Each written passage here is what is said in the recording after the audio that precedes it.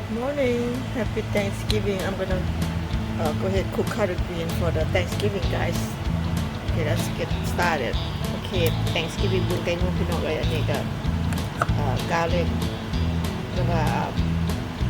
กระเทียมสับ onion กับพวกบัวสับแล้วก็ขิงกับpork oil น้ำมันหมูถั่ว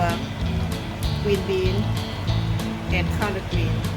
ผักเทือคือผักกาดบาดเฮานะผักยังเราก็บ่ฮู้คือผักกะทิว่าผักกัดหน้าเนาะเส้นคือกันสั่นแหละที่ทุกคนมาเริ่มต้นกันเลย